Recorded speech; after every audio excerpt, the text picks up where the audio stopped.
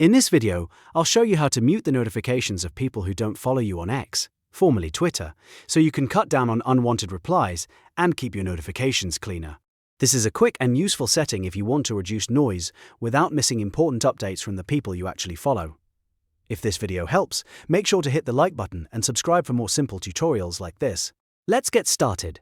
First, open X and look at the left navigation bar. Click on More to open the additional menu options. From there, click Settings and Privacy. Once you're inside the Settings menu, click Privacy and Safety. This is where X keeps most of your account control and notification preferences. Next, click Mute and Block. Now select Muted Notifications. Here you'll see the option for who can and cannot send you certain notifications. Find the setting that says Who don't follow you and toggle it on.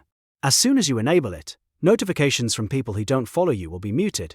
That means your notifications will be a lot more focused on the accounts and conversations that matter most to you. If you ever want to change it back, you can return to the same menu and toggle it off again. And that's it. You've now muted notifications from people who don't follow you on X. If this tutorial helped, please like the video and subscribe for more quick tech tips and social media guides.